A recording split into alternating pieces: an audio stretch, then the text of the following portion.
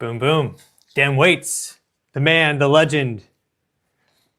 Stefan, we meet again. Here we are, and hello and welcome everyone to the live stream, the joint live stream on my channel, and then also World Astrology Report. We've done a few collabs together, and here we are once again. Thanks for having me, Stefan. Yeah. And hello, everyone. And we're probably going to do a quick question and answer at the end, just take a few questions from the audience. So we're going to just first also talk about 3i Atlas, this alignment with Mercury and Uranus, which is in resonance, it seems, with 3i Atlas, and then kind of some of the future, you could call it endgame details of 3i Atlas. I mean, there's a lot of interesting things, and I come in with my kind of space weather perspective, and Dan comes in with his astrological perspective, both of us doing deep research into it. So we're hoping to deliver something special to you guys. And we were probably going to go off the rails. So I hope so. Yeah. So we had 3i Atlas, this interstellar object, get picked up in July 1st of this year. And it's, for some reason, taken everyone by storm. The people at least are connected to this. I'm surprised it hasn't seen more people in the astrological community cover it. Maybe if you want to comment on that, please do so. But in general, it's been a very popular topic. I think it's representative of just some of the things that we're going through, and some of the astrology that you were talking about years ago. It's like being manifested by 3i Atlas. Right. Yeah. Well, what's really interesting about it is there are big cycles that have been pointing to a lot of consciousness expansion, a greater understanding of our place in the cosmos and who we are, the UFO phenomenon coming much more into prominence. And then we have this strange object appearing in our solar system, entering the heliosphere of the sun and taking a lot of attention. So it's not only entered the consciousness of the sun, as perhaps you could say, but it's entered our consciousness as something new, something otherworldly, which is, okay, not visible by the naked eye, but it's visible by our technology. We can see it, and a lot of people are aware of it. And I don't think we know what this thing is, but what we do know is it's different, it's weird, and it comes from a very different place to our own realm. And anything that you see out there, as an astrologer, you read that as symbolic. Anything in the sky is a symbol, as above, so below. So 3i Atlas is symbolic, I think, of a widening of our consciousness. And it's come at a time when we've got all these other big cycles that are also pointing to that kind of expansion right now. So it's kind of remarkable when you see something like that lining up, and when you see confluence, and that's really what we're looking for, right? We're looking for confluence across different domains and ways of knowing. And it's interesting because it's so coherent with kind of the archetype of Neptune and Pisces. And that's been a 14-year thing that's now really been there to carry the internet to where it is now. I mean, it's 2025, so we go back to 2011. The internet was certainly around 2011, but it has definitely dramatically changed in 14 years. And now there's like dead internet theory. We have AI coming online, and no longer are you searching websites to get answers. A lot of people just go straight to that search assist, but a lot of the answers there are wrong or nebulous. And so it's very characteristic. We're in that final period right now. And I also find it interesting that we didn't pick this thing up until July 1st of this year. Like, it's been in our solar system. It's been our heliosphere for years now. It was back out near Neptune in around 2020 or so. Like, Neptune's 30 AU. So we picked it up in between Jupiter and Mars. It's moving very fast. It's the fastest ever object observed.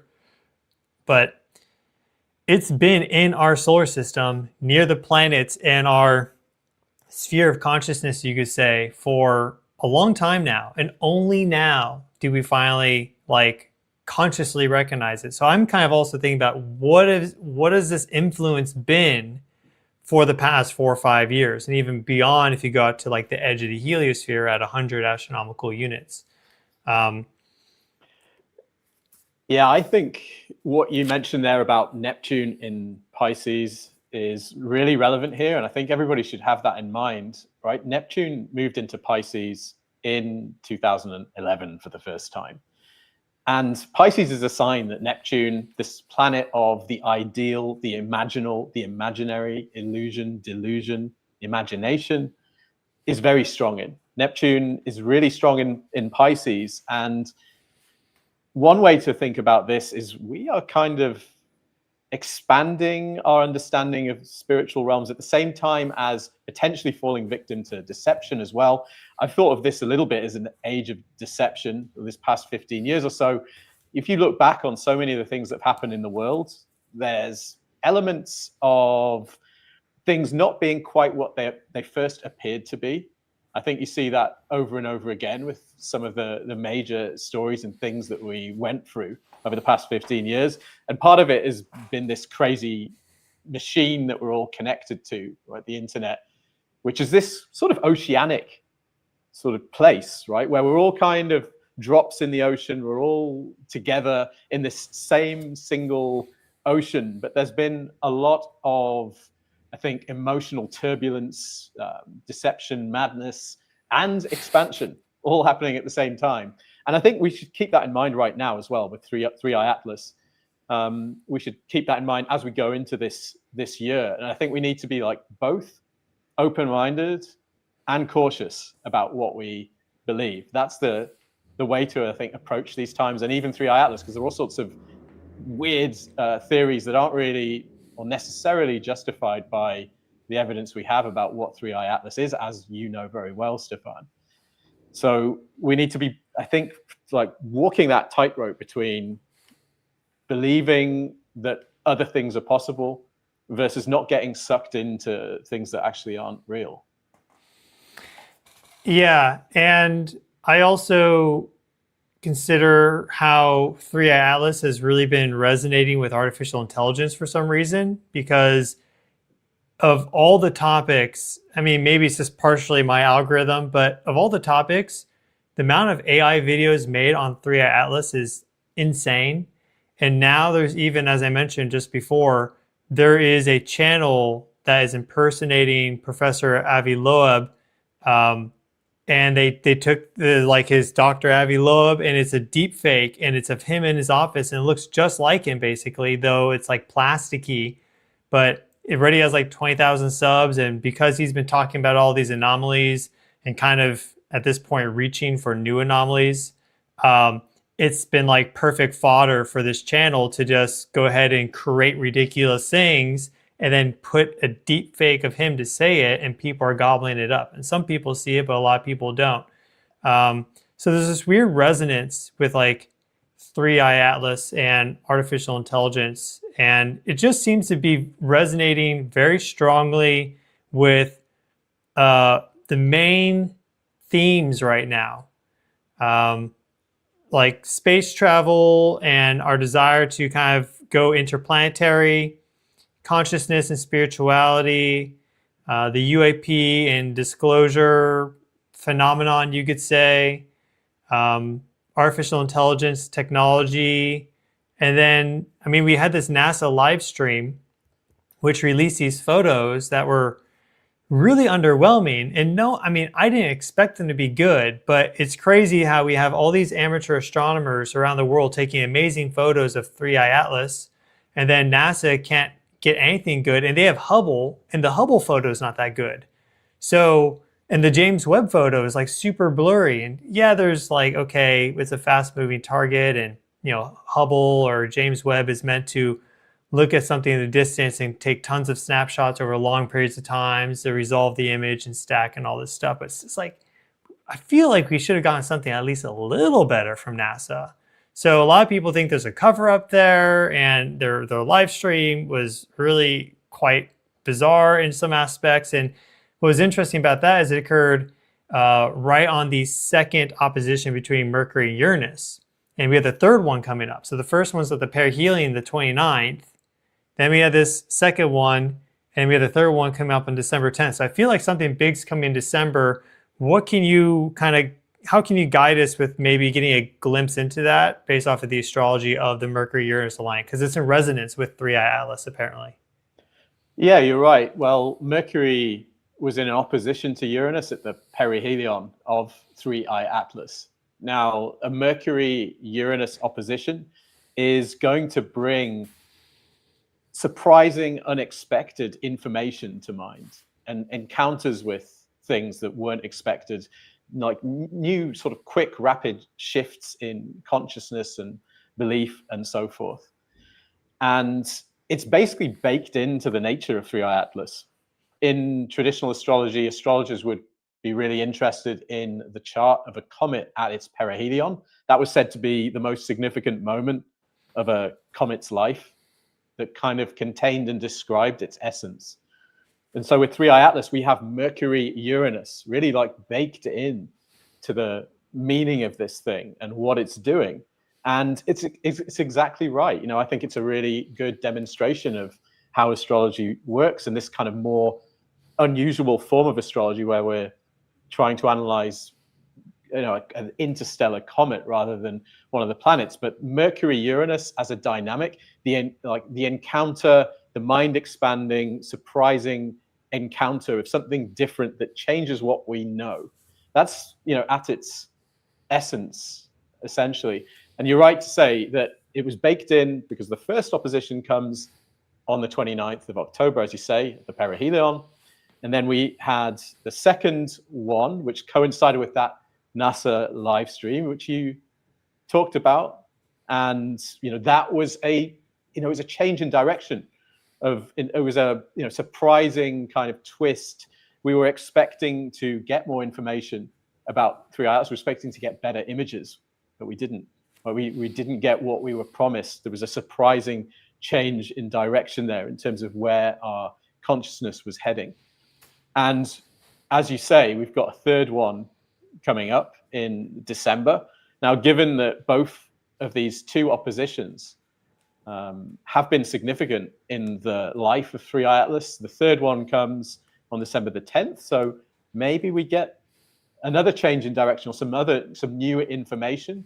Maybe things clear up somehow slightly, or at least we get more. Now, I don't know whether that will be from NASA, but I'll be paying attention to that date and around that time for new information to come out. But the other thing to bear in mind, as we were saying earlier, is, again, keep in mind Neptune is making its last transit through the very last degrees of Pisces right now. This is the very sort of culmination of this Neptune in Pisces transit that's lasted 14, 15 years. So I think we've got to be very careful about what we believe right now, and I would not necessarily be trusting what NASA says about this. Now, people have a lot of reasons for that, you know, and history is one of them, but just the nature of the times just tells us that we should be really cautious about what we believe and what narratives we listen to. And you've talked extensively about how that didn't really make sense, right? What came out at that live stream. Yeah, the word that keeps popping into my head every time I think of that NASA live stream, and I'm not saying this is what I believe, but it just continuously has been popping in my head now for weeks, is not live stream, but live stream. So, I mean, it's just kind of crazy that was a very big event for this whole 3i Atlas story because of the backstory, which was, okay, we have this buildup, and, you know, certain people are talking about how these images are going to be the highest quality look we get at 3i Atlas as it gets close to Mars. That'll help us resolve its nucleus and what it actually is. So for months, people are banging the drum. They're making, you know, they're building up a story. And then we get this shutdown right before that, and NASA's doing other critical tasks and duties, but they can't seem to release this image or images. And they even were like responding to Kardashians, like Kim Kardashian. But, you know, it's just a whole bunch of silly stuff. And then we finally get this live stream. They make it a big event. It's like, why did you make this a big event? I felt like they lost the plot. And I think it's really interesting too when you add in the fact that we had this huge increase in solar activity right as 3i Atlas performed a superior conjunction with the sun as viewed from Earth. That was the 21st of October. That was a key date I was watching since late July because I identified that it did that perfect alignment and then it did perihelion. We had all these solar flares launch coronal mass ejections basically out to 3i Atlas and Venus, which it was approaching close to at that time. And then, in addition to that, it then does this perihelion, continues on, and it's now energized. So it also has like that solar energized factor to it, which I feel like is important to incorporate into this analysis. Then you have the live stream. Then we have this third transit coming up on the 10th of December, roughly. And then it has this closest approach to the sun. So there's just so many perfect alignments with 3i Atlas. The superior conjunction, the perihelion being energized by the sun, and then the Mercury opposition being in resonance with it, its closest approach to the sun being right next to solstice, and then it passing super close to Jupiter, already past super close to Mars. It's just like such a crazy coincidence, or coincidences one after another. The only thing I can really pitch out there as for what could occur on the 10th maybe would be updated photos of 3i Atlas from Hubble. Because if they were smart, they took them back in July, I think it's July 23rd, that NASA used Hubble to get some photos of 3i Atlas. They would also want to get photos of 3i Atlas following its perihelion on the other side. And now we have good alignment again. So I wouldn't be surprised if maybe that's what we get, is they drop these new Hubble images, considering that 3i Atlas right now is also dimming pretty significantly, pretty quickly. Like the tail that it formed after perihelion is now starting to fade. So if they want to get some good data on it with Hubble, they need to act soon. And it's December 1st now. It's December 2nd where you are. So it's like time is running out. So I can see that being a thing that that happens, that resonates with that. But I can see it also being something a little bit crazier than that. It's really impossible to say. All we can say for sure is that that moment in time will have the quality of new information coming to light. Given the pattern that it's previously had to do with 3i Atlas, we can maybe speculate that it will have to do with 3i Atlas, but just generally in our lives, out in the world in general, that's the quality of that moment. So, it could well be that we see something like that. Mercury-Uranus is a combination that can have to do with mental inspiration or uplifting or sort of enlightenment, that kind of thing. So given that the live stream took place with, I think it was Mercury was retrograde at the time, that's not really a time when you're going to get the kind of inspiration you're looking for. It was retrograde Cazimi with the new moon. So it was a special, like an ultra special alignment that day. Right. Yeah.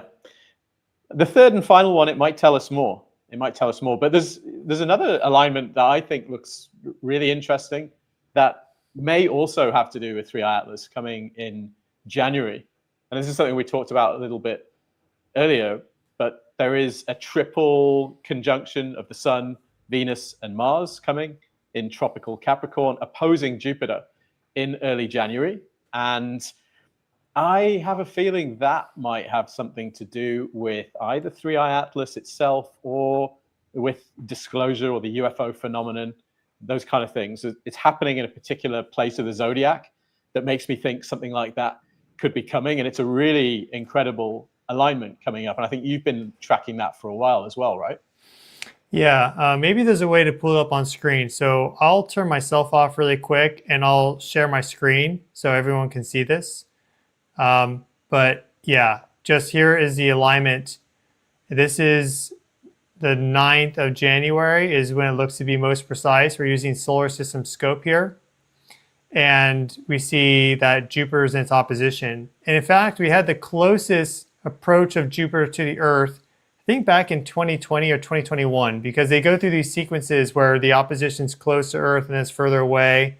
And so that was one of the closest ones of the 21st century a few years ago. So this is still going to be fairly close in its opposition, but not as close as it could be.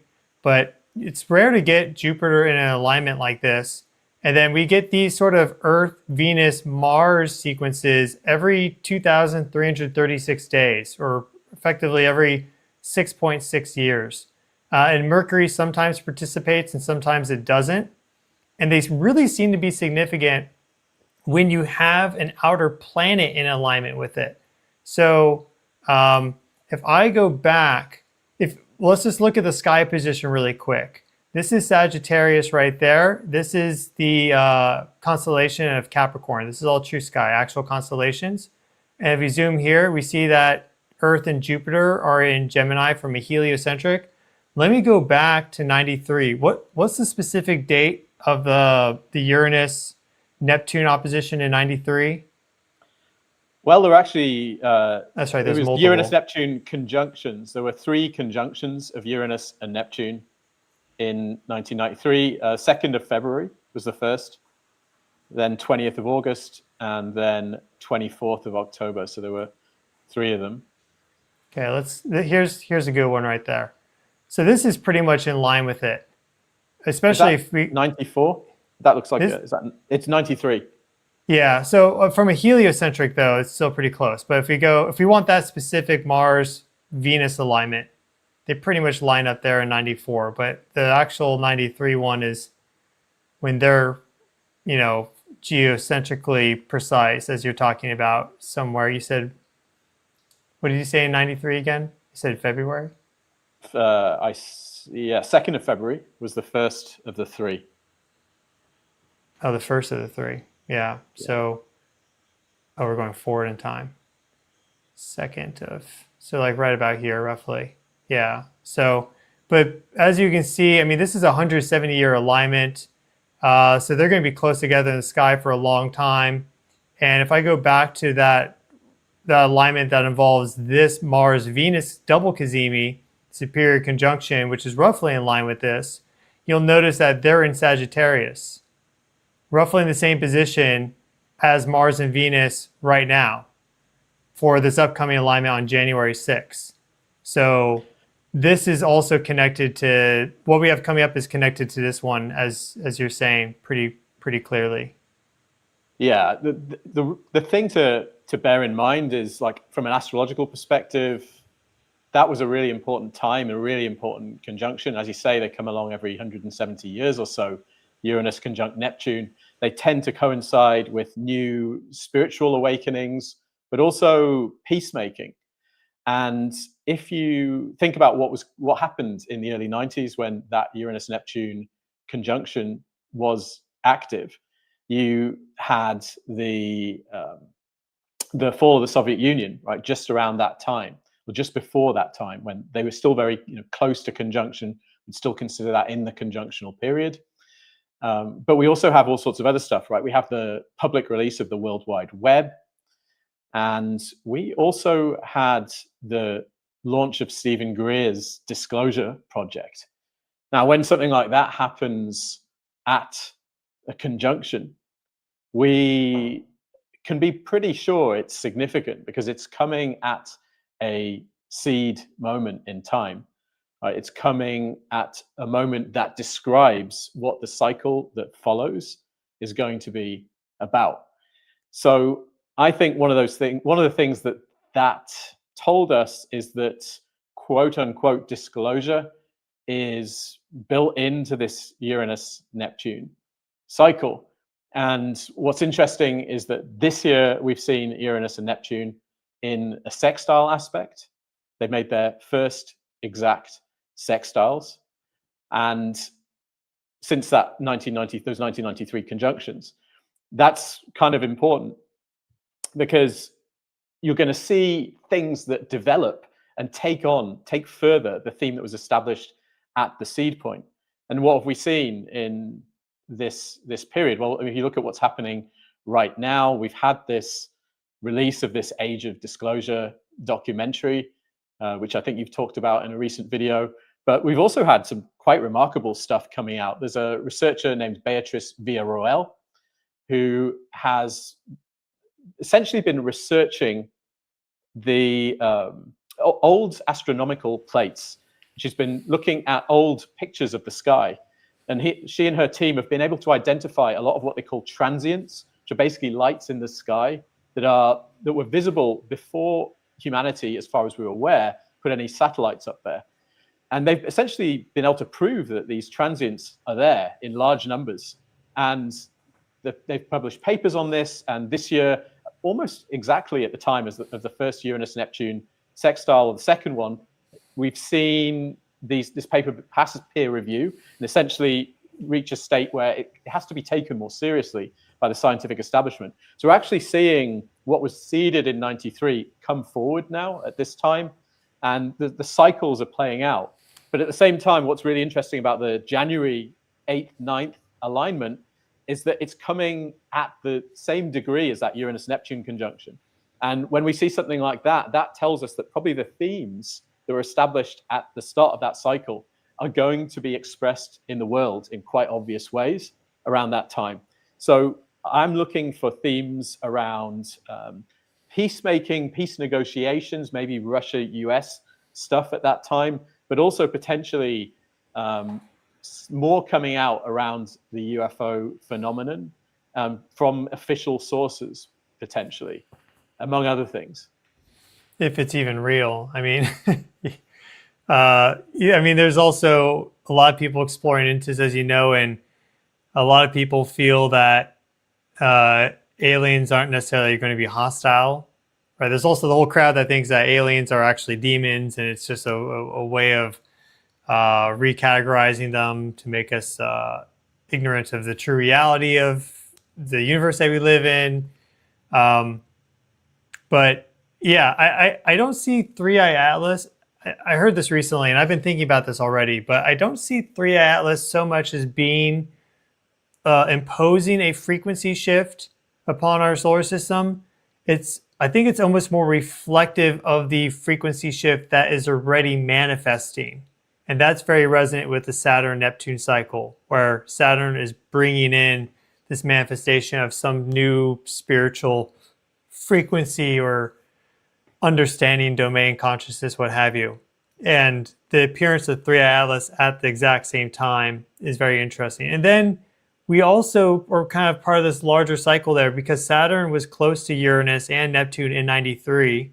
Like, it had its conjunctions just slightly before that. Like, I think 89 and 90, that zone right there. And then our final conjunction for at least a little bit of time until 2040 is Saturn conjunct Uranus in 32. And there seems to be a very clear progression and story leading up to that. And then we don't have anything till the next great conjunction between Jupiter and Saturn in 40. So we're going to have like 8 years where there's oppositions and other aspects, but no conjunction cycles. So the next 6 years seem to be really, really dynamic. And it's also been implicated with, like, as I've been tracking, space weather and earthquakes and stuff, because we have Three-Eye Atlas appear. Maybe it's just temporal coincidence, but we have Three-Eye Atlas first get picked up on January 1st or July 1st. And then we had that magnitude 8.8 megaquake on July 29th, which is interesting. And then all this solar activity, like tons of X flares. Now that activity has stayed elevated since Three-Eye Atlas did that close approach to the sun. We are in solar maximum, but we saw the approach of Oumuamua in 2017 very closely connected to solar activity. And I find it interesting because a lot of the big talking heads on Three-Eye Atlas are not saying anything about plasma, and they're not at all discussing the connection that may exist between Earth events, solar activity, and interstellar objects like Oumuamua, Three-Eye Atlas. And then also the larger picture of consciousness, which I feel like that's kind of the direction we need to go, and we need to move more away from the material and more into the higher dimensional understanding of reality, which involves consciousness. And maybe it's not intentional, maybe it's intentional, but like they're just gaslighting us to think that consciousness is some epiphenomenon of the brain where it just somehow spontaneously manifests and only manifests here, and the rest of the universe is devoid of consciousness and meaning. whereas ancient cultures and traditions for thousands of years maintained that consciousness was everywhere. And then that was stripped away just recently. Look how we've had our culture become more and more material. And I know that you've talked about, for example, Steiner and Ahriman quite a lot with your channel. So there's definitely forces like working to push certain agendas. And it's really just a key of like, let's just look at all the information laid out and see what the deal is and not take anything too absolute. That's kind of like where I am. And that's why I like your research. Yeah, thanks, Stefan. I agree with you. I think we have to take a few different perspectives and just take them lightly. I think there's a real temptation and a tendency for people to want to grab on to this and that idea and say, this is it. This is what tells us everything about reality. And I think reality is a bit more complex than that, in that we have to be able to hold multiple frames together at the same time. And I would be careful of giving too much credence to the purely materialist perspective, whereby this is, just a rock or a bunch of gases and so forth, like hurtling through space. I think people who don't share that fundamental assumption that consciousness, or spirit, if you like, is primary, are almost talking a different language, essentially. But that doesn't necessarily mean that they're not worth listening to at all. We have to give science its due, right? And that perspective its due. It has been able to improve our lives a lot in certain ways, even though it's often given a bit too much power over us, I think. So it's about holding different perspectives together at the same time. What I think is coming, though, in the next few years, and you mentioned that period 2026 to 2032, I do think that we're going to be returning somewhat towards that perspective of consciousness being primary. You can already see it in the culture. It's not a fringe idea anymore. You hear it more and more in the mainstream discourse, and I think it's coming more and more. At the same time as there are going to be other forces that are going to be trying to hold that back. Steiner would call it Ahrimanic forces, but at the same time, there are going to be people that resist that change. And I also think we need to be cautious about how we think about the UFO phenomenon. With this disclosure that we've mentioned, it's essentially pushing the idea that we're looking at a threat, essentially, and something that we should be afraid of. I don't personally buy that, or at least I'm not convinced by that. I think if UFOs or aliens, if they had the power we believe they do, I would have thought they'd be able to have destroyed us a long time ago. So it just doesn't logically sit that well with me. That's not to say that the people talking about this stuff have nothing to offer, but I think the fundamental principle that they're coming from, a lot of these people are coming from a national security, political background, and when you're a hammer, everything's a nail, right? So I think we need to be careful how we think about this and how much credence we give one single narrative, because ultimately that's the nature of this cosmos, right? It's all of the above. It's spirit, it's information centric, it's about love, it's about will, it's all of these things at once, and we need to be able to hold them all at the same time, I think. Yeah, one reason people like my channel is because I talk about the spiritual stuff and the scientific.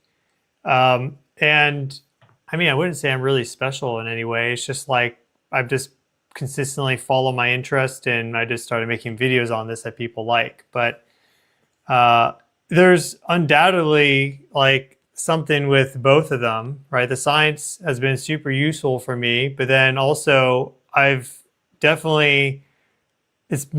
been much more accurate because I've invested time into studying and learning astrology to my current ability, and also just being like aware of kind of what intuition's telling me, and watching out for signs and synchronicities. Like I've had some that are very clear, like the lights in the kitchen flashing with like a very clear answer of like, that's exactly what you need to do. Spirit saying yes. And then the kitchen lights never flash like that. There's weird things that I'm sure you've had some interesting experiences too. For sure. Well, I mean, you have those almost every day as an astrologer. You witness these like remarkable synchronicities between the planets and people's lives, and it never ceases to amaze you, honestly. But I think one of the reasons that you've been really successful with your channel is that you are doing that union of spirit and science. My studies of the big cycles that we're living through suggest that actually that's where we're meant to go. We're meant to bring our newly more sort of rigorous, careful scientific perspective together with an understanding that spirit is fundamental, consciousness is fundamental, and essentially build a new science, a spiritual science, if you like. And I think that way of seeing things goes back to a really important seed period of the times that we're living through, which is the 1890s. It was the last conjunctions of Pluto and Neptune that came in that period. It was a real seed moment for where we are now.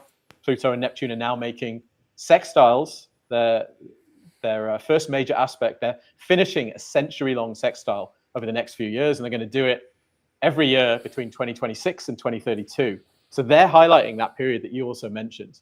And I think this is the kind of emergence of a new perspective, one that unifies the more rigorous scientific perspective with an understanding of spirit. And I think people who tap into that in their work, in their attitude, are going to do really well in the coming years. So I'd like to encourage anybody out there who is working on that to really go for it, because I think you're hitting the zeitgeist if you're doing that. So I want to run something by you because this is interesting, and you've done fantastic work showing these long-term cycles, how they've been building, the history with them, the archetypal expression. I just finished Cosmos and Psyche. It took forever, but I got through the book.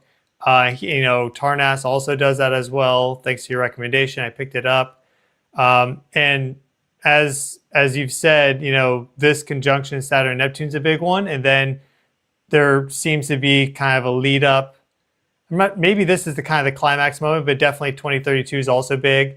But I also think that there often needs to be like a catalyst for change. And so we see the direction that things are going, but I identified a potential catalyst. I want to run this by you and just get your thoughts on this. So let me show you this. And I will turn myself off again. And also just before I had this pulled up, here we see a line, just for people in the audience. Oh, sorry. For people in the audience, here we see the alignment that occurred with Mars, Venus, the Sun, and Earth, the same kind of synodic cycle that we've been tracking, but this time with Saturn. And you'll notice this constellation of Sagittarius, and Earth there is in constellation of Gemini. Jupiter there is in Taurus. So Saturn in the home constellation of Jupiter in the constellation of money and finance. This is right before the Great Depression. And you have Saturn applying and Mars applying to Venus, the ruler of money. So that's also in a similar sky position as now. So I feel like that's also slightly connected, or maybe more than slightly, to what we have like coming up.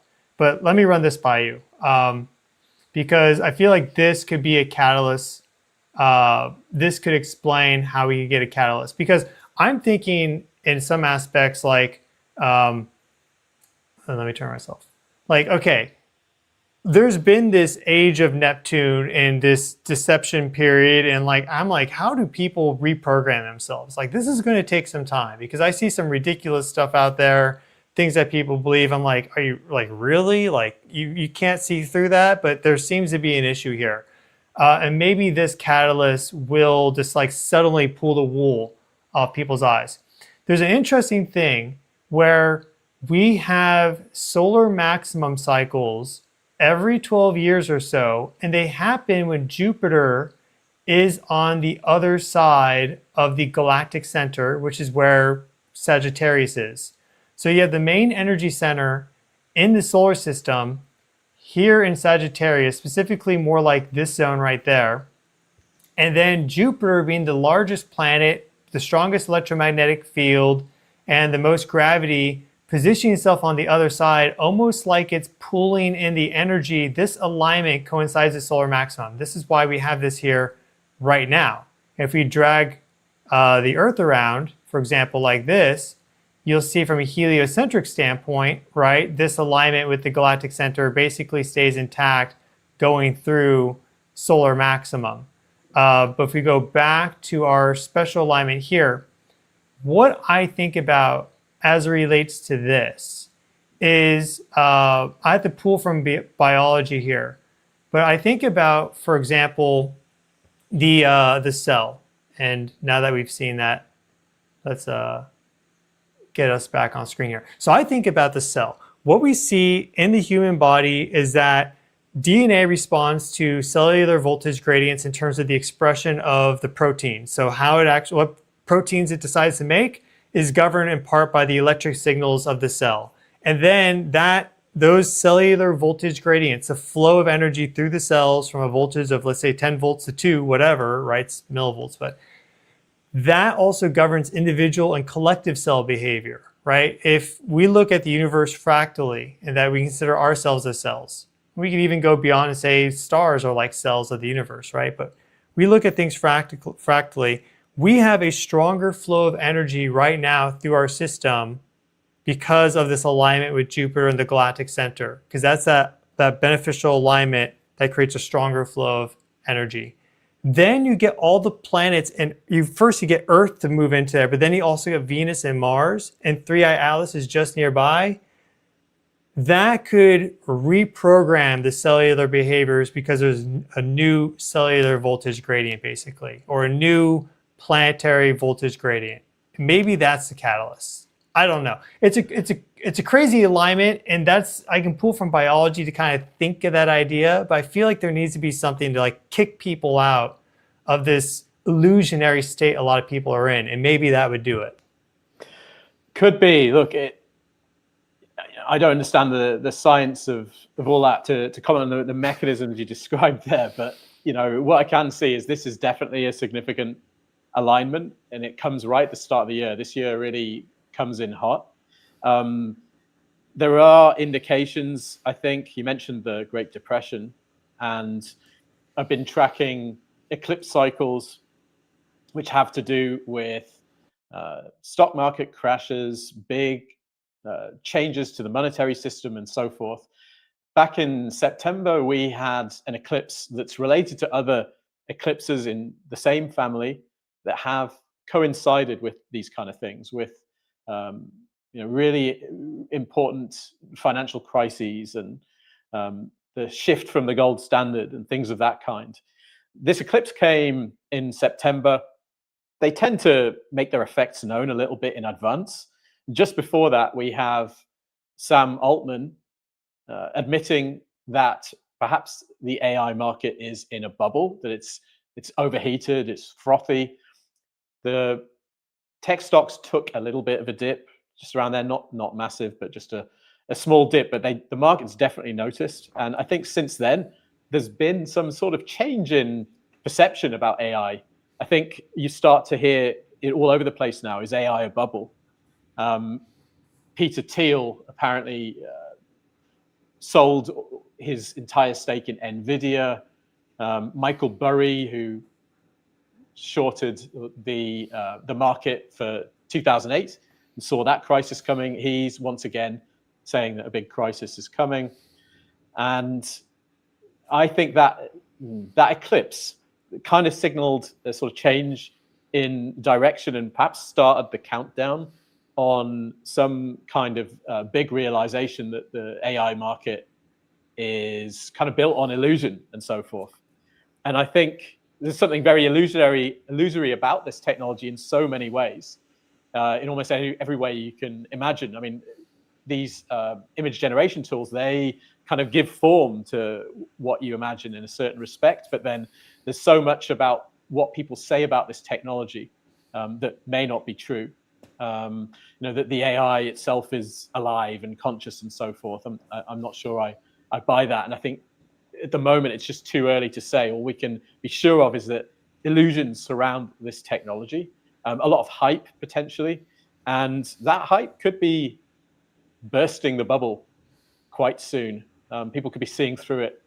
And, this is not financial advice and so on and so forth. People need to just take this as one of many data points, but I think that eclipse in September set the countdown running for some sort of popping of the bubble. I wouldn't be surprised if it came in 2026, maybe even earlier in the year. I don't know exactly when, but I suspect it's coming, and I wonder if that's going to feel a little bit like waking up. Neptune's leaving Pisces for good in early 2026, and it's moving into the fire sign of Aries, a sign of initiation, doing new things, innovating, competing, fighting, and the vibe is going to change. There's no doubt about it. And it's interesting that we have this alignment at the start of the year. There are some other things coming in the first few months of the year which make me concerned about war in various places. There's a lot of signatures of that having to do with Russia, among other places. Towards the second half of the year, though, the tone kind of changes. The first half feels quite intense and heavy and possibly even a bit scary. The second half, there's some really inspiring looking alignments. Like, it seems like even though maybe we're still coping with the things that happen in the first half, we're starting to feel into the possibilities of the new moment. And some of the other things I've noticed, there's an eclipse coming later in the year in August that is hitting directly the charts of some of the foremost spiritual teachers of the 19th and 20th century. Helena Blavatsky, Rudolf Steiner, Edgar Cayce, Sri Aurobindo. All their charts, they have chart placements around 20 degrees, 21 degrees of Leo, where we're getting an eclipse. So it looks to me... Really? yeah, it's crazy. Don't we both have that too? Yes, we do. So that degree is really getting lit up by this August eclipse. And I wonder about that. What did those teachers have in common? Obviously, they were all mystics and spiritual teachers. But most of them were also people who talked about Atlantis, about humanity's deep past, and how this cycle that we're in now is not the only time we've been here. And I just wonder about a growing awakening to that, and to some of the more woo-woo sides of existence is really going to gain pace towards the middle to the end of 2026. But it might start a bit hard. And what you just highlighted there about the Great Depression might be a bit of confluence with that. Yeah, another just two more bits of supporting evidence for that is quickly after that September eclipse, there was a big crash with cryptocurrency.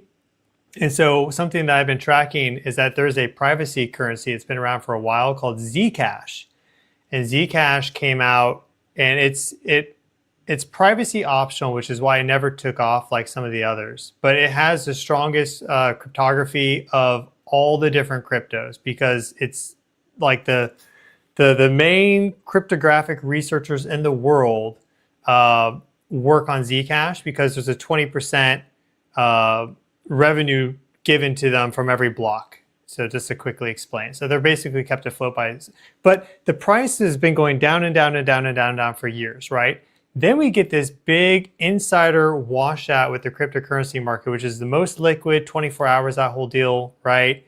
And it was like a flash crash that broke through all like resistance, and it was like a huge shock, and it hasn't recovered from that, and now it's been dropping more and more. That occurred shortly afterwards. Zcash at the same time, though, which is this privacy, immutable, like completely non-traceable currency, increased like 10x from $70 to $700 at the same time. So it completely bucked the trend of the cryptocurrency market. So that's interesting.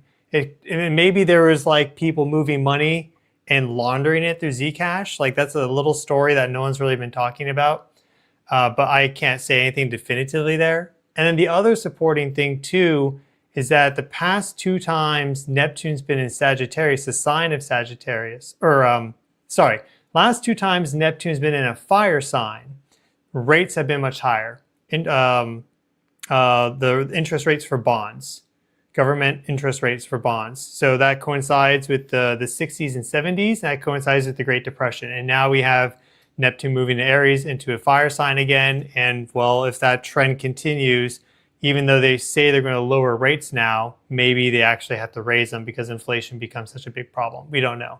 But those are two other bits of evidence kind of suggesting weird things happening.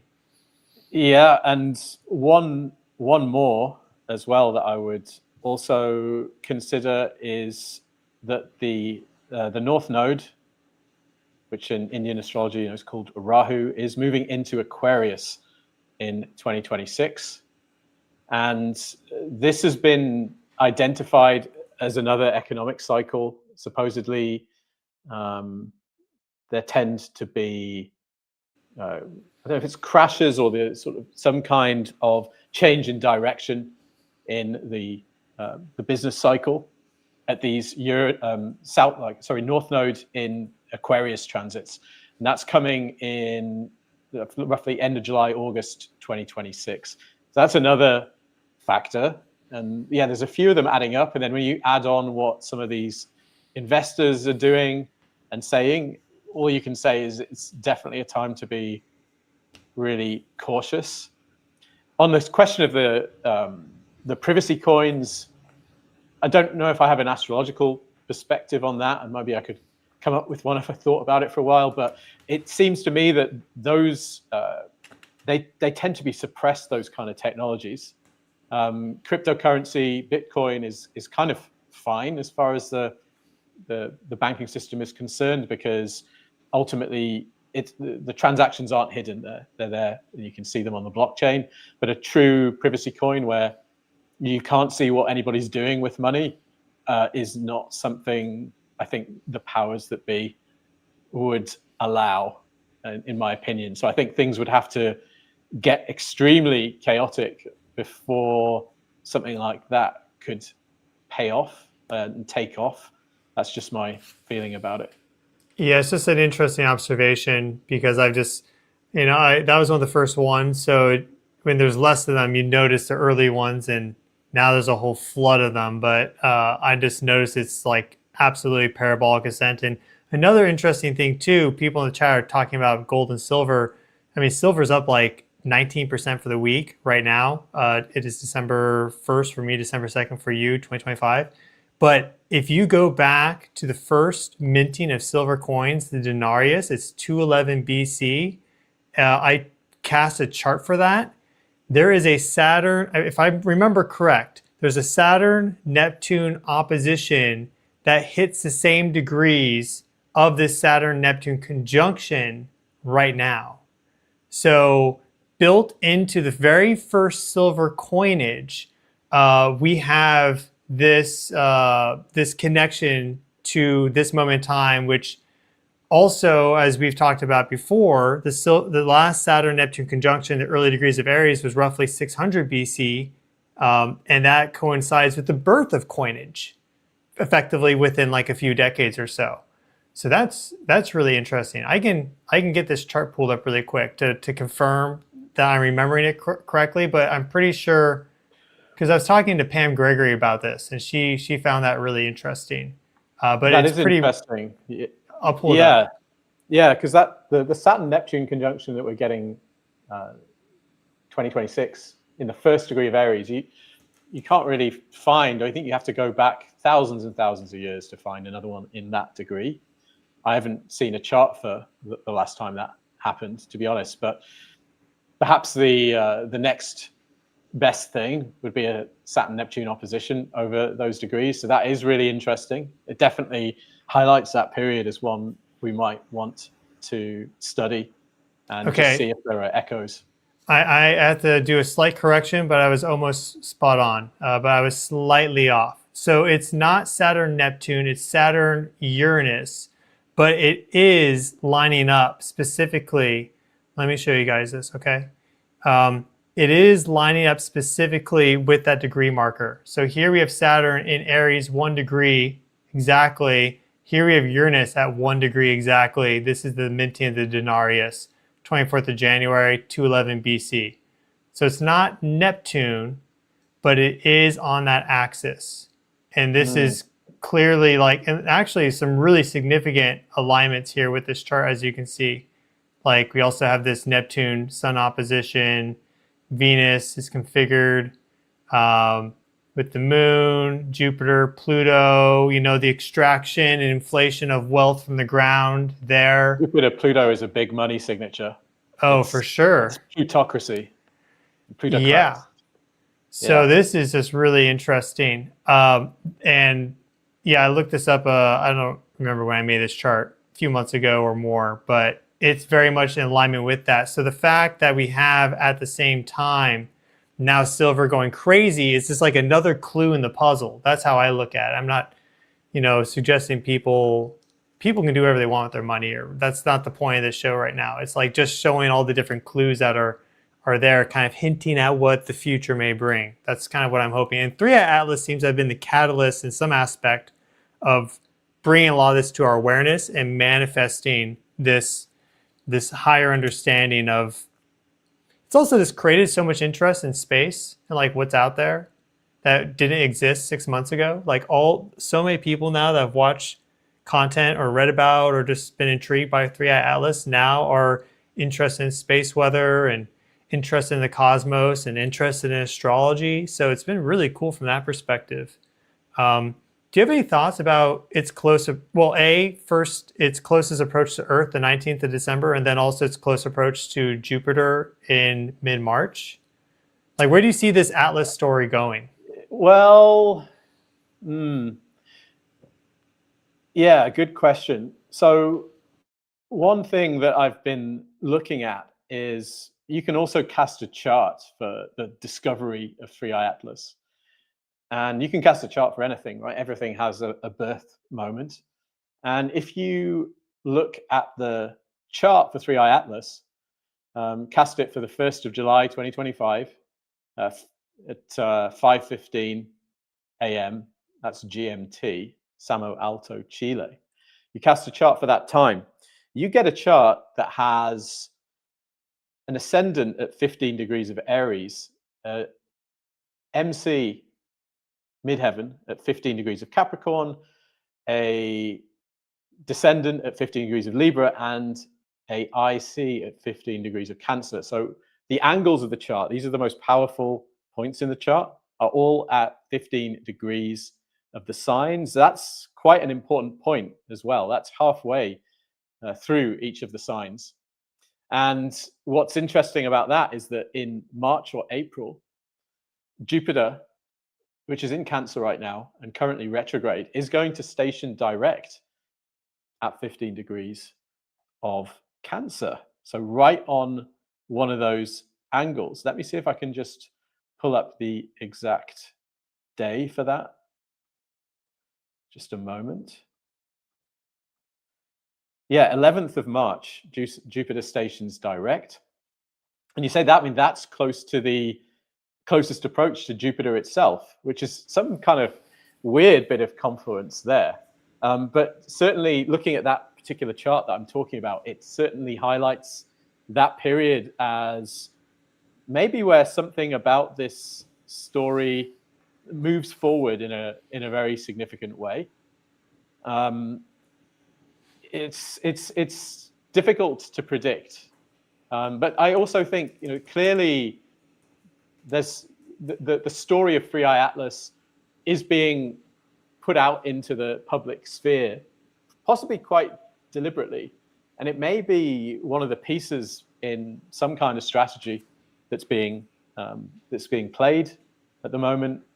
Again, I think with Neptune where it is, and at the end of this sort of age of illusion, you need to be careful what to believe. So you need to be open-minded, but also skeptical.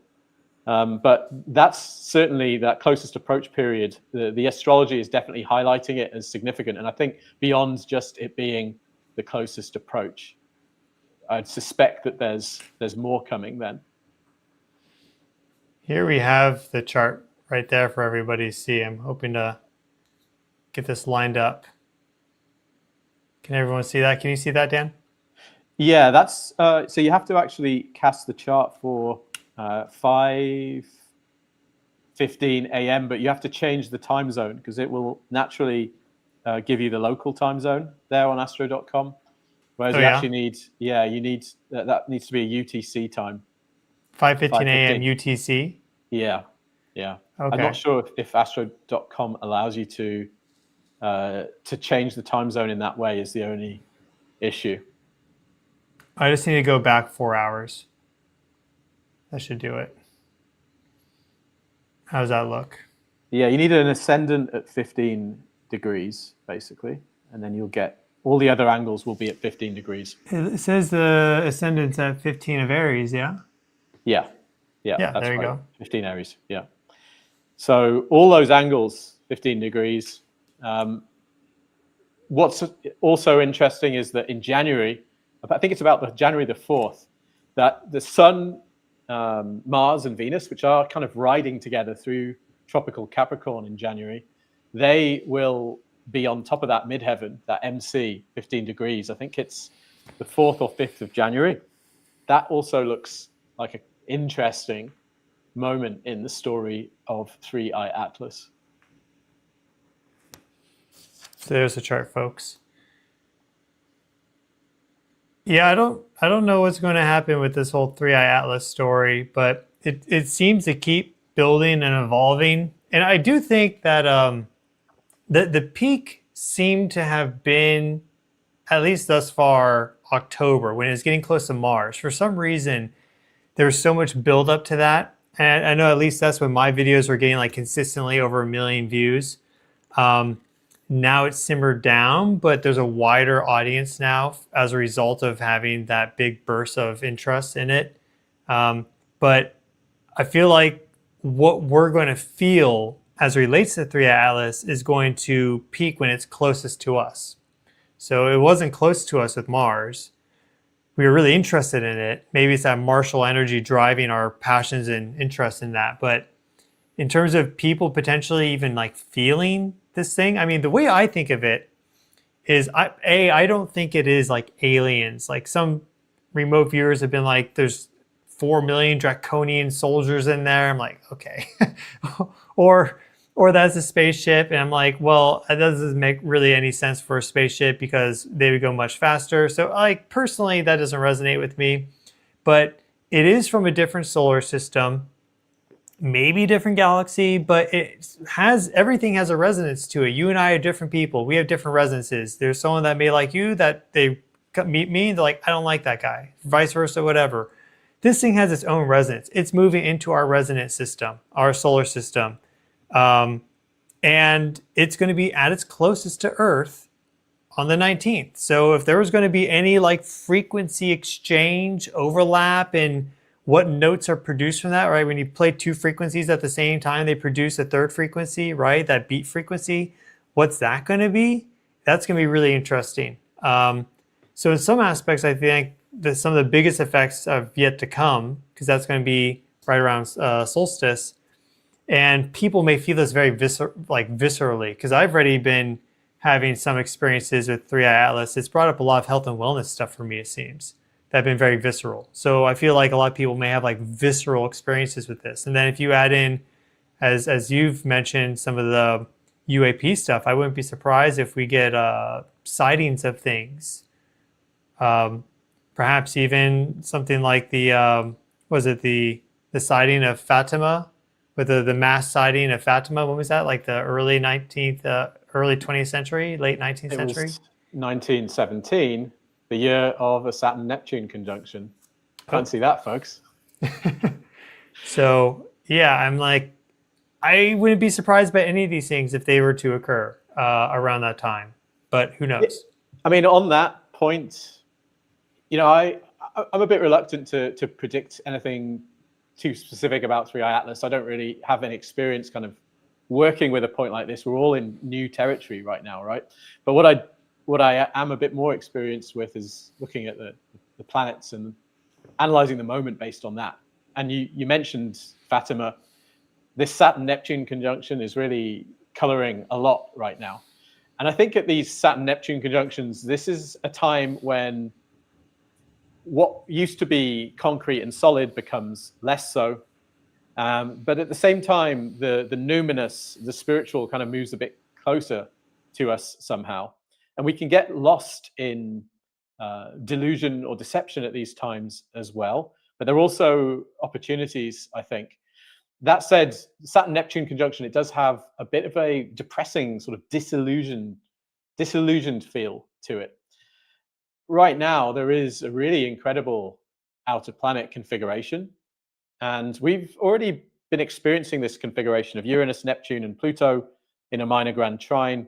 They've been in this configuration for a couple of years, and we were certainly deep in it in the middle of 2025. But with Saturn conjunct Neptune, I think that gave a different dynamic. It gave this sense of disillusionment, and when we weren't quite ready to take on the excitement of the astrology, which is otherwise hitting us right now. Now, next year, what's I think nice and what's going to feel really good is that after the spring and after the conjunction in February, Saturn is going to start moving away from Neptune.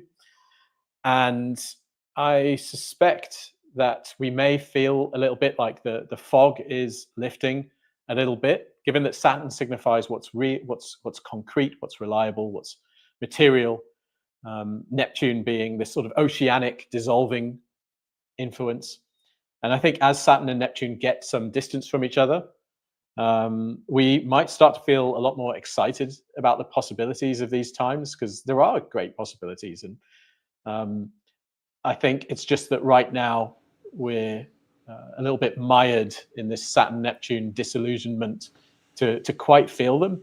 But I also think this is a time when the veil is a bit thinner than normal. You mentioned the Fatima miracle, 1917, at one of these conjunctions.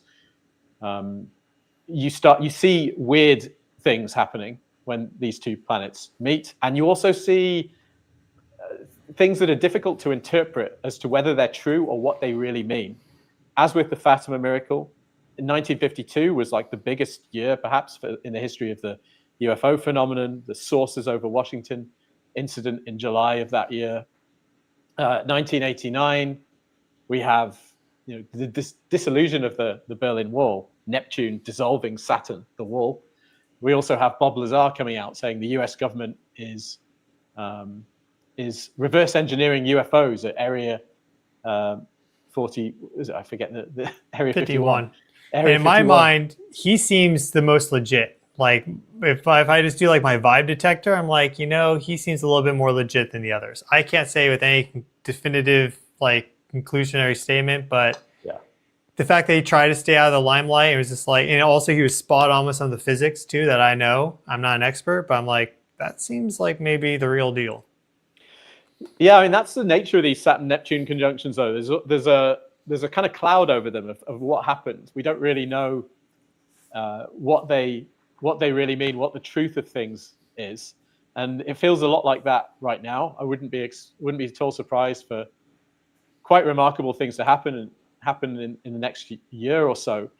But there may also be this question mark over them, like what do we believe? I think we're all in that space right now. With the way AI is going, and with this descent into the depths of the age of illusion that we've reached now, like what do you believe? Something remarkable could happen in the skies, and nobody would believe it. People would be like, "That's AI. Now move on." Or you could create something remarkable in the skies and cast it as real if you really wanted to. Are you real? You could do that. Are you an AI avatar? Yeah. Well, I'm not sure if there's anything else you want to go over, but we could take a couple questions if you want. But I hope this provided some interesting things to think about, at least, and just putting our two heads together, maybe clearing a little bit of this fog out of the way, because, yeah, I definitely have noticed that in my own life. And when I was reading that section by Tarnas in his book, it was like, oh, okay, like that's everything that I'm feeling right now. And I find it especially interesting for me just because my Saturn is on my MC, which has Pluto over it right now. And I am this channel that's bringing together science and spirituality, which is the nexus of Saturn and Neptune. It's Neptune spirituality, Saturn being science. So it's all super resonant. And so I'm looking forward to when the fog clears a little bit. And I think that's why people are looking for answers. And it's cool that there's so much information out there, but it's also just like, it'd be good to clean things out a little bit. But maybe that's just For my sure. opinion. No, I agree. I think everybody's feeling that. And the good news is the fog, I think, will clear, at least to some extent. It is going to clear, and it's going to start clearing next year.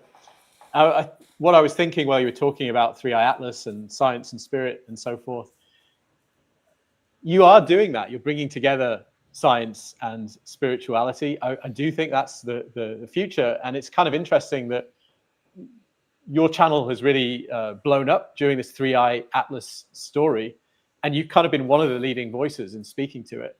And you have pointed the way towards this way of seeing or uniting both these perspectives. And I think that's really important. And it's kind of almost Three Eye Atlas that's done that. Right? Three Eye Atlas has brought this, and you've brought this stuff to more consciousness and this way of seeing the world. And it's quite, I think, it's significant that you've done that, and you've been willing to stick your neck out and say, I think astrology works as well as all the geophysics that I'm trained in. That's, I think, quite brave, honestly, because you catch flack for that from some people, because astrology is the kind of the forbidden science, right? And there's nothing lower than it in the eyes of some arch skeptics, and I think that tells you quite a lot. So in a certain sense, Three Eye Atlas has kind of pushed quite a lot of people's consciousness towards the idea that we can bring science and spirit together. Yeah, and I mean, you just study into so there's if you are skeptical about astrology, all you have to do is study a little bit with an open mind, and you'll be like, oh, there it is. It clicks pretty quickly, honestly. And you go beyond pop astrology and become so self-evident if you have to turn off your logic mind like maybe 10% and open up your intuitive mind fully, because most people have that totally turned off. But as you've discussed before, once you've studied astrology, you also see how it's being used by people in high places, like all the time. And you also learn a little history. You're like, oh, Sir Isaac Newton, his biggest passion in life was actually like alchemy, right? Like all the gravity stuff and equations and all that was like cool, whatever. But he was really interested in the alchemical process. If many people probably don't know this, he died a virgin. He wanted nothing to do with women because he believed that it took his energy away. He was really believed that all that energy should go towards scientific and spiritual pursuit. So everyone has their own path and everything. That's just Sir Isaac Newton. But here we have the guy who built the foundation of science leading up to Einstein. It turns out he's an alchemist, and he's the greatest alchemist of all time, standing on the shoulders of everyone that came before him. And then Copernicus and Kepler, Galileo, all these people are basically astrologers too. There was no separation back in the day. So yeah, it's just there's been a temporary split, and maybe that's finally mending. And Three Eye Atlas is a representative manifestation of that. It's hard to say, but that's what I'm feeling and seeing and believing. Yeah, I totally agree with you. I think that's been part of the journey, particularly in terms of Western science and the way of seeing the world, is that there was this split. And you can trace all this to the sign of Gemini, the twins. There had to be this separation of astronomy and astrology. Kind of came quite a long time ago now. I'm not sure if it will last forever. I think there'll be a reunification. And I'm not saying that's coming in the next few years necessarily, but over time, I think astrology will regain its place. And I can understand people being skeptical about it. I don't expect anybody to believe in it or to trust that it works without having studied it. Just at least understand it before you judge it, and understand what claims it's actually making and how it works. And history of astrology is littered with the stories of people who came into astrology trying to prove that it was nonsense and ended up being convinced by it. Some of the most famous astrologers in the history of the art came to it like that. Yeah. just to share how I got into it initially, and it was enough of a spark to keep the fire going for me, was and this is back in 2021. It was kind of like a spiritual activation in many ways, but my cousin turned me on to Molly McCord, who's an intuitive astrologer. So I just started listening to her podcast. Now I'm a really good auditory learner. So I can hear something and I know it basically. Like, the information, maybe not know it. But so I just was listening to her podcast a lot. Then I added in you. I was listening to Adam Ellenboss a lot and others too. But now, my tastes have kind of shifted. But in general, I watch all your videos, but just putting those on then gave me enough basis of understanding to then actually start to learn how to read charts and learn the signs, the houses, the planets. That's kind of a key thing. And then learn how to read an ephemeris, and it just the skill slowly built up. But there's no one route into it, but there are so many amazing people creating great content on it. Tons of books out there. I've read some books which have been really game changer. So it's not difficult to get into. You can just start with a podcast once a week and just get your weekly astro update or something and see if it resonates. And if it doesn't, just bow out. But yeah, you won't understand it until you spend at least a little bit of time into it. I'm very glad I did, because it definitely was a game changer for my space weather forecasting, because I'll use the astrological stuff. I may not often discuss it in my videos. Sometimes I do, but it's definitely been a game, like a level up. And there's also the work of a variety of people, most notably J.H. Nelson, looking at planetary geometry, heliocentric aspects for forecasting space weather. And I've been using that method in 2025 to pretty good success. So there's something to it. So yeah, I appreciate all the work that you're doing. And do you have time for a few questions? Should we take a couple questions from the audience? Sure, let's do it. Now, I can choose them or you can choose them, because you have the chat. If you just click on the person's comment, then it'll show up on the screen. So for example, we have Face Outer Space here saying thank you. They say thank you every video. And then also one here, Tiger's Eye, saying thank you, Dan. So it's easy to have it pop up on screen. Starred questions. Let's have a look.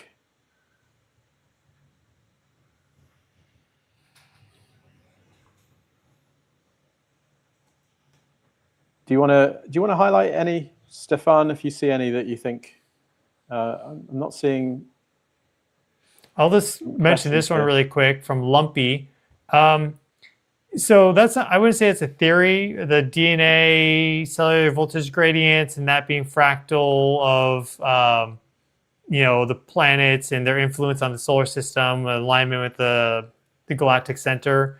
But that's really based off of the work of Robert Becker and Michael Levin for the biology side. And then the planetary alignment stuff is all the astro knowledge that I've accumulated, which I can't really point to any one particular person for that. But we see that the universe is fractal in nature. So I hope that answers your question, Lumpy.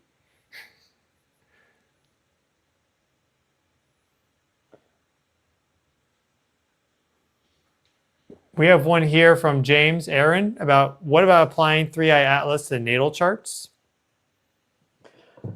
Interesting one there. You would. This is a newly discovered body, so we're kind of right in the thick of things now. So it's maybe a bit early to judge what its significance is, but why not? The thing you struggle with is you need to be able to locate 3i Atlas at the given moment, and you won't find astrology software that can do it. So from a technical basis, it's a little bit difficult right now. And it's obviously only been on the scene for a short amount of time. I would be quite interested, a few years down the line, there are going to be babies getting born with like 3i Atlas conjunct their sun. I would love to see, what their life path looks like down the line, because I suspect it'd be pretty wild.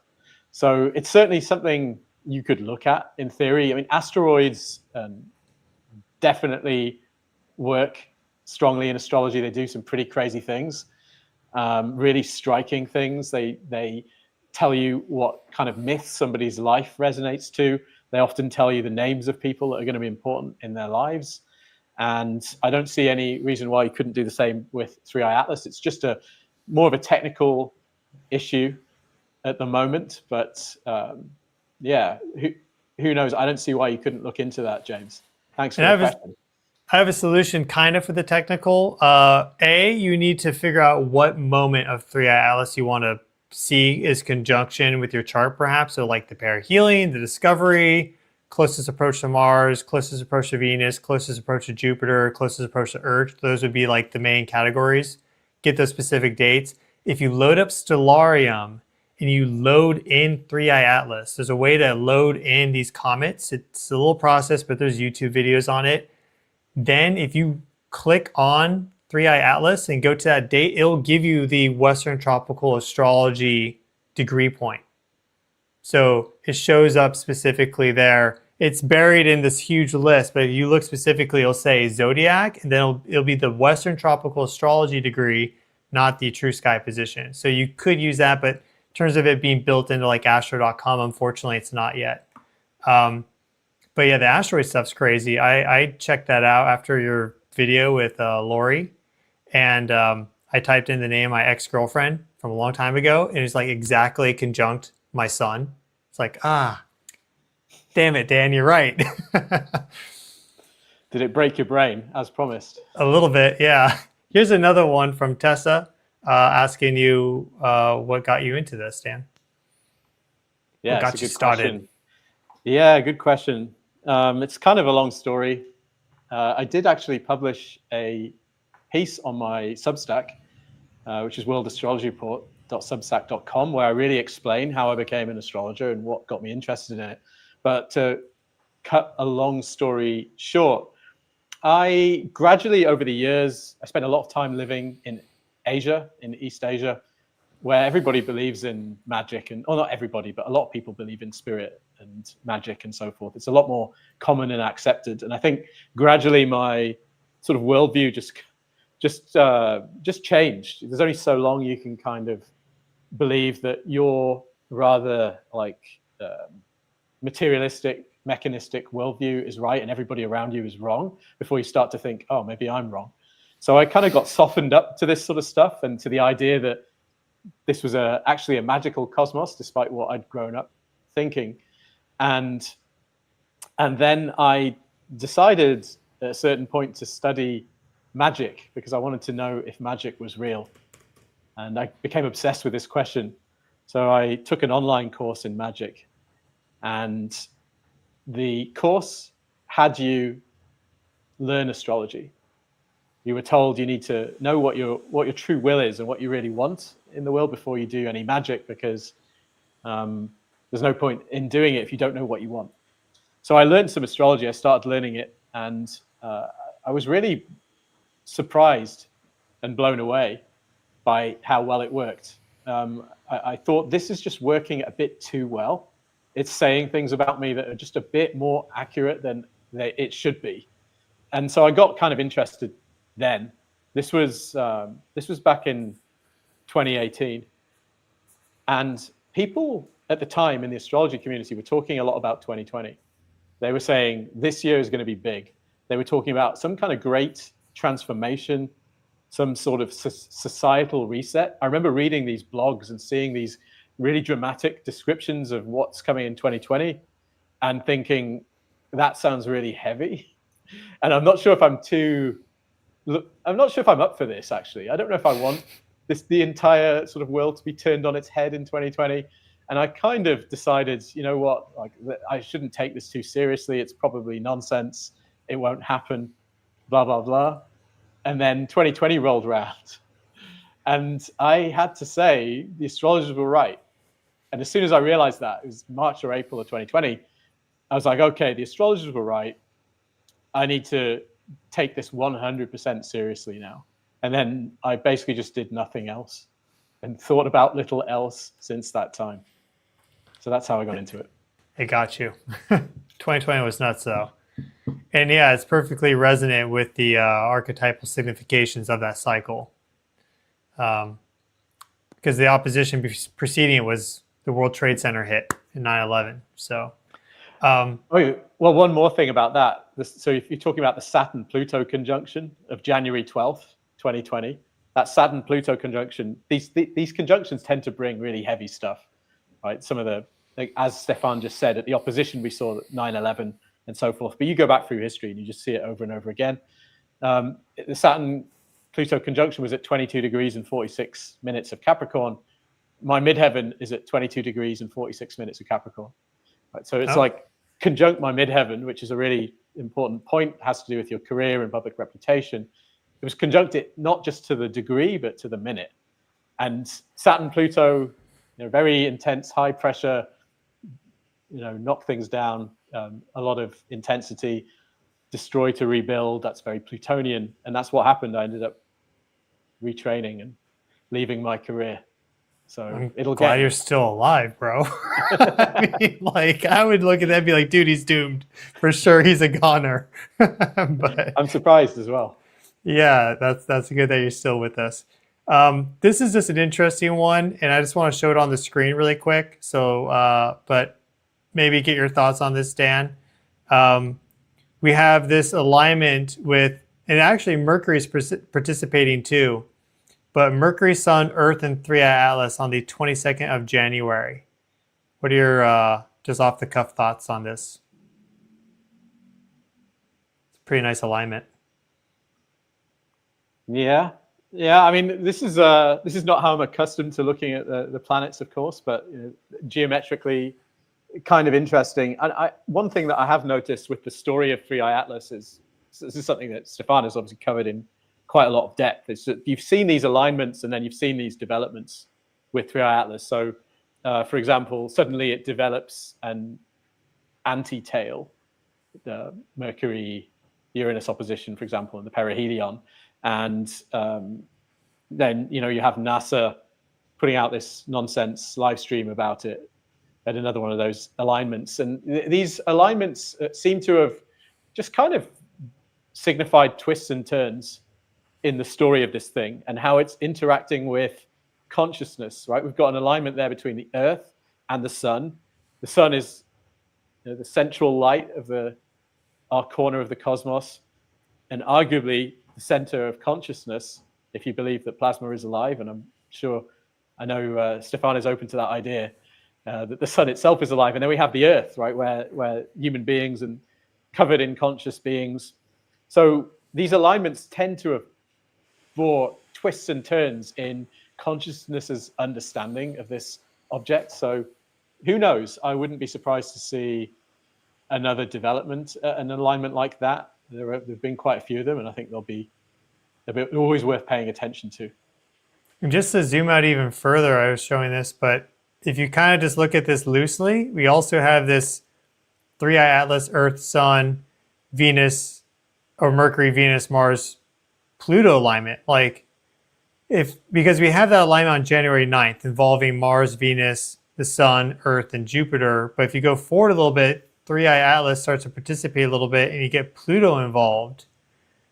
And so I don't know, it's very interesting. At the same time as the conjunction between Saturn and Neptune, heliocentrically, it's pretty precise, right? If we look at the heliocentric.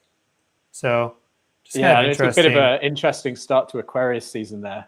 We have a stellium of planets in Aquarius in mid to late January. And Mars, Sun, Mercury, Pluto, Venus, all in that sign. I think that's another moment, a punctuation mark in the story of 2026. And it's partly constituted by a Mars-Pluto conjunction. These tend to be quite violent moments. If you look back, Mars-Pluto alignments, right? You have Mars, the god of war, Pluto, this lord of the underworld, death, rebirth processes, intensity. That's a moment that part of the year is one that I've kind of highlighted. I've noticed that a lot of natal charts for Russia are being activated by that alignment around that time. in mid to late January. So yeah, some interesting things are coming early on in the year. And it's interesting that 3i Atlas is involved there. So things are weird, and they're about to get even weirder. Is that what you're saying with this Aquarius activation? Yeah, I'd go along with that. And the final comment question is from Kevin. I'm sure you can read it. Will you oblige? Everyone wants one. Boom shakalaka. Boom! There we go. All right. Well, unless you have anything else you'd like to discuss, I'm feeling pretty good, and I think this was a great conversation. I hope it brought a lot of clarity, or at least it was interesting to people at the very least. Yeah, thanks, Stefan. It's been a lot of fun, and we don't have all the answers to this stuff, and I'd be wary of anybody who claims that they do. We're just kind of entertaining different possibilities and observing and seeing where this goes. So stay curious, and it's been a lot of fun, Stefan. Yeah, and hello to everyone on Dan's channel. In our video descriptions, we've added each other's links. So if you want to read more about Dan's start to astrology, for example, I've linked the Substack in my video description, and I think my links are probably in your video description. But either way, it's been a pleasure, everyone. Thank you all so much. We'll wait and see what December 9th, 10th, 11th brings. I'm kind of betting on new Hubble images, but we really don't know. But I'll keep you up to date. And if you want to stay up to date with what the stars have in store for you and what's actually like kind of progressing with the planets and everything, then Dan's channel is the one to watch. Because I remember watching your financial one, and I was like, all right, this makes sense. Like, that's some pretty good points. And then that crypto flash crash happened like pretty quickly afterwards, and it was severe. Like it hit certain levels that were bonkers and then rebounded. But I was like, dang, like Dan was like right on. And that seemed to have, as you said, kind of been like maybe the first step towards something else. So we'll wait and see. Hopefully nothing crazy. I hope you're all doing well out there. Yeah, thanks, friends. See you all soon. Bye.